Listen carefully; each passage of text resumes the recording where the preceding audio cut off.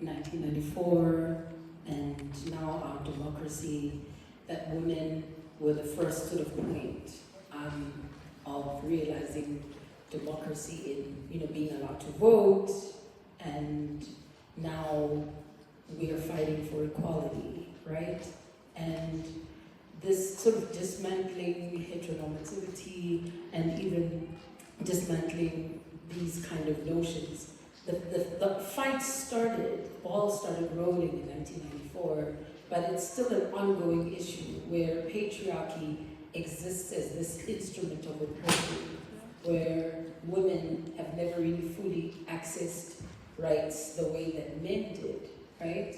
And the sort of classical definition of who men are.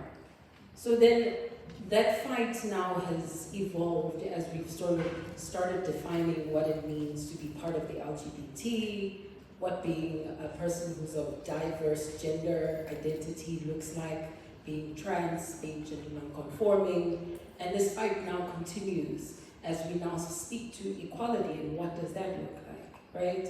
So these things kind of speak to sort of social dynamics where the ways in which we engage with each other, the ways we speak to each other, policies that we make, how we implement those policies, whether it's in the work environment, whether it's in academic spaces such as this, or even in our very homes. It's very important that we start to then shift and identify these sort of cultural, I would say, irrelevant systems of interaction that we now need to shift and start changing and dismantling.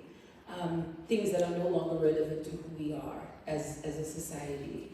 I think we've evolved now to a point where women, number one, are heads of households, are raising children, and are pretty much leading our country, but still not being paid equally to men.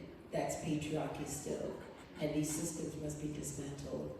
And what does being a woman really mean as well? Because we've got different ways of performing femininity and performing masculinity, and how these systems as well continue to be sort of perpetuated in our media, not allowing people their freedom to express who they are, but also explore their sexuality and their gender without being judged and oppressed in different ways. And so in my activism work, I have unfortunately had to bear the brunt of now being not just a victim, but also helping people, connecting them to opportunities.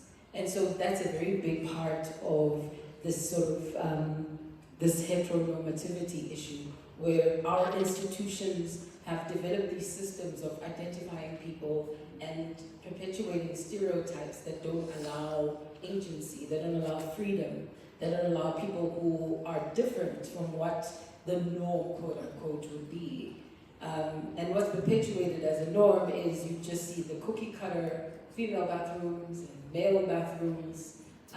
You'd see the cookie cutter forms that you fill in to apply to your university, say, are you male or female? And not allowing people the agency to say, yes, I might be identified male or female as my sex, but my gender and the way that I present myself in the world might be something different. And give people the freedom to do that if they so wish. We live in a world now where, unfortunately, the sex descriptor is something that can be changed. I mean, our constitution allows us to apply for the gender marker that identifies you as either male or female to be changed if you wish to do so. And of course, in order to do that, you would need obviously assistance from a doctor and a therapist to then confirm if whether or not you have the sort of platform to do that. Are you well of mind? Are you in a good state of mind? Have you identified the markers that would then indicate that you are transgender, trans woman, or trans male, or even gender non-conforming, and therefore are eligible to then apply for whatever gender marker that you wish to have? And so, yeah, I think for me, it's very diverse. a topic, but I think when it comes to cis-heteronormativity and even heteronormativity, it speaks to the expectation that people are heterosexual, the expectation that people have a particular sexuality and even sex. And so it's important that we create spaces of diversity and safe spaces of inclusion. Yeah. Thank you so much for that.